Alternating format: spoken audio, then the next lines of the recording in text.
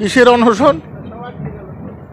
বাংলাদেশি মুসলমান, রোহিঙ্গা, ভুতুরে ভোটার এরা অনশন করছে। কিসের অনশন? কোন সাধু পাগল গোসাই? কেউ নেই সাধু পাগল গোসাই। আমার নাম রঞ্জিত বাইর, আমি গোসাই পরিষদের সম্পাদক অল ইন্ডিয়া। 2019 সালে ওনার সঙ্গে আমি ছিলাম। ওনার ভোট বৈতরণী পার হওয়ার সময় আমি লড়েছি। উনি যেদিন সংসদ থেকে, পার্লামেন্ট থেকে শপথ নিয়ে এয়ারপোর্টে নামে, তারপরে আমার হুটখোলা জিপ নিয়ে গেছিলাম, ফুল দিয়ে সাজিয়ে সেই গাড়িতে এসেছিলেন। তাহলে আমরা যদি সে সময় রোহিঙ্গা ছিলাম না, তাহলে বুঝতে হবে যে উনি রোহিঙ্গাদের নেতা, উনি এই রোহিঙ্গাদের নেতৃত্ব দেন। আমরা রোহিঙ্গা, তাহলে সেই রোহিঙ্গাদের নিয়ে উনি আগে ভোট বৈতরণী পার হয়েছে। এইটা আপনারা জানুন। একটু দরকার আমার কাছে এভিডেন্স আছে, আমি দিচ্ছি। মানুষ সিদ্ধান্ত নেবে কারা গোসাই। গুরুচাঁদ ঠাকুর বলে গেছে, আমি রক্তে নয় আমি ভক্তে। গুরুচাঁদ ঠাকুর জানতেন আমার বংশে এরকম কেউ আসবে আগামী দিন, তারা আমার নাম, আমার যেসব আন্দোলন এগুলোকে অস্বীকার করাবে, তারা ভুলভাল মন্তব্য করবে। তারা আমাদেরকে রোহিঙ্গা এই জন্যই বলছে। কেন? গুরুচাঁদ ঠাকুর নিজে বলে গেছেন আমি রক্তে নয় আমি ভক্তে। তিনি জানতেন যে আমার ভক্তরাই আমার সত্যকারের আদর্শ দর্শন ধরে। আমি মতুয়া সমাজের। এই যে যারা অনশন করছে, আমি মতুয়া সমাজের নয়, খালি আমি মতুয়া ধর্ম অবলম্বী একনিষ্ঠ মতুয়া।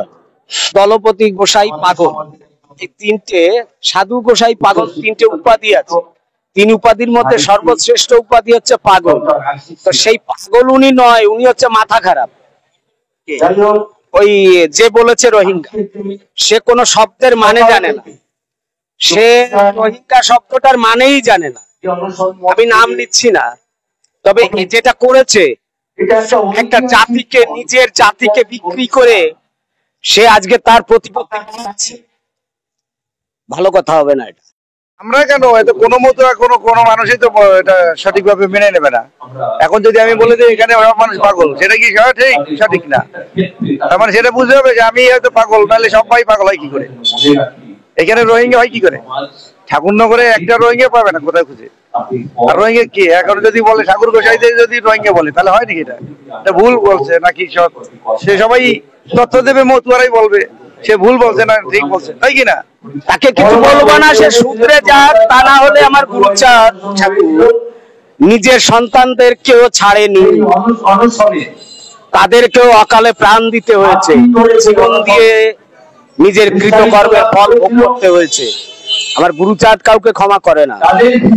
এসআইআর ভালো জিনিস, খারাপ জিনিস নয়, কিন্তু যেভাবে শুরু করেছে, এই এসআইআরটা যেভাবে শুরু করেছে, এটা খুব ভালো জিনিস নয়। খুব কেন? যেটা দেখা যাচ্ছে 50% ওপরে মানুষ নিঃশেষ হয়ে যাবে। শুধু তাই নয়, যারা এই দেশের ভূমিপুত্র তারা বেশিরভাগ নাগরিকত্ব হারাবে। মনুবাদের সেই মনুবাদ যাকে যে সংবিধানটা ওদের তৈরি হয়ে গেছে, দণ্ড সংহিতা, মনু সংহিতার নাম পাল্টে দণ্ড সংহিতা ওরা চালু করেছে। রাজধানী ঠিক হয়ে গেছে, যদি এই 26-এ যেতে পারে তো আবার ওরা মানুষের উপরে অত্যাচারের খাড়া আনবে। আমার হরিচাঁদ ঠাকুর আসার আগে কারো, সাধারণ মানুষ কারো ভোটার অধিকার ছিল না। যে ভোটার অধিকার হয়েছে, ভোট অধিকার হয়েছে গুরুচাঁদ ঠাকুর আসার পরে, আর সেইটাকে আবার হারাবে মানুষ। এসআইআর হোক, যারা মৃত ভোটার বা যেখানে দেখা যাচ্ছে অনেকের নাম 2 জায়গা 5 জায়গা আছে, সেটা বাদ যাক।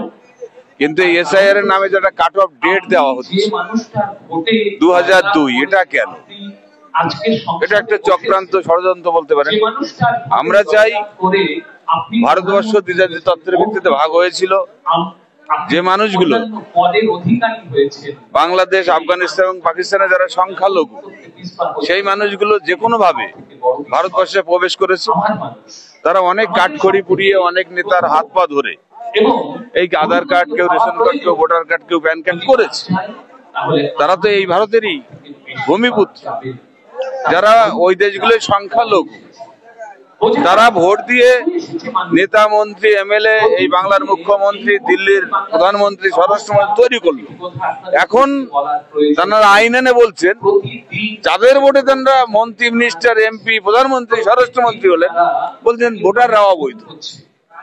এ লজ্জা কোথায় রাখি? আমি তাই ভারতবর্ষের যত রকম রাজনৈতিক দল আছে, যে দল আছে, তাদের কাছে অনুরোধ করব যে দ্বিজাতীয়তার ভিত্তিতে ভারতবর্ষ ভাগ হলে মানুষগুলো ভাগ হয়নি। যারা এই তিনটে দেশের সংখ্যালঘু ছিল তারা এসেছে। বর্তমান সরকার একটা কাট অফ ডেট করেছে যে 24 সালের 31শে ডিসেম্বর পর্যন্ত যারা ভারতবর্ষে প্রবেশ করেছে আমরা দাবি করি তাদের ভোটার লিস্টে নাম রাখা হোক এবং তাদেরকে কোনো শর্ত নয়, সরকার ডিক্লিয়ার করবে যে যারা দেশভাগের বলে উদ্বাস্তু এদেশে এসছে তারা সিটিজেন। এইটুকু আমাদের দাবি, এছাড়া আর কোনো দাবি নেই। আপনি যেখানে অনশন করছেন, মানে আপনারা যেখানে অনশন করছেন তার ঠিক পাশেই সিএর ক্যাম্প করা হয়েছে, নাগরিকত্ব দেওয়ার জন্য যে সিএ সংশোধনী আইন রয়েছে তার ক্যাম্প করা হয়েছে। দেখুন, সরকার যখনই কিছু করে একটা সার্কুলার হয়। এই যে এখন দেখুন এসআইআর হচ্ছে, তাহলে একটা সরকারি ঘোষণা আছে তো। তাহলে এই যে সিএ করছে, এই যে কিছু নেতা, এদেরকে কি বলবেন, এদের পাতি নেতা বললে ভুল হবে না। এরা নিজেরা নাক বাড়িয়ে সিঁদুর নিয়ে এই সিএ ক্যাম্প করছে। সরকার যখন আইন এনেছে সারা ভারতবর্ষের ক্ষেত্রে, সরকারের কিন্তু একটা বিজ্ঞপ্তি বা একটা জারি দিয়ে একটা ঘোষণা করে কিন্তু সরকার সি এর মাধ্যমে ফর্ম ফিল আপ করাবে যদি দরকার হয়, সেটা সরকারের ব্যাপার। কিন্তু যারা করছেন তারা মূলত মানুষকে ধোকা দিয়ে মতুয়া কার্ড বিক্রি করে কিছু জাল নথিপত্র দিয়ে নিজেদের ব্যবসাটা দোকানদারিতে ভাল চালাচ্ছে। এতে আমার মানুষ নাগরিকত্ব পাবে না বলেই আমি ধরে নিচ্ছি, এবং আগামী দিন এই মানুষগুলো মুখ লুকানোর জায়গা পাবে না, এদের পালানোর জায়গা থাকবে না। এই ভারতবর্ষ, এই বাংলার মানুষ এদেরকে ছেড়ে কথা বলবে না। এটা যদি ঠিক না হয় তাহলে ঠাকুর বাড়িতে সেই ক্যাম্প কি করে হতে পারে?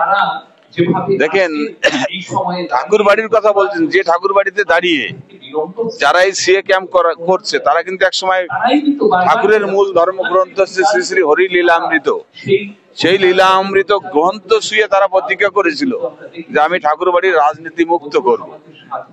তাহলে এরা তো মিথ্যা, মানে কত বড় মিথ্যা কথা বলেছে। তাহলে তারাই যে যা করছে তারা তো মিথ্যা নিয়ে থাকবে, তাদের প্রতিশ্রুতিও মিথ্যা হবে আগামী দিন। তারা যে সিটিজেনশিপ দেবে বলছে তারা তো ব্যর্থ হবে দুদিন পরে। আর কয়েকটা দিন দেখুন, তারপরে বাংলা কেন সারা ভারতবর্ষের ছিন্নমূল মানুষ, দেশভাগের মানুষ, তারা সিদ্ধান্ত নেবে কি করবে।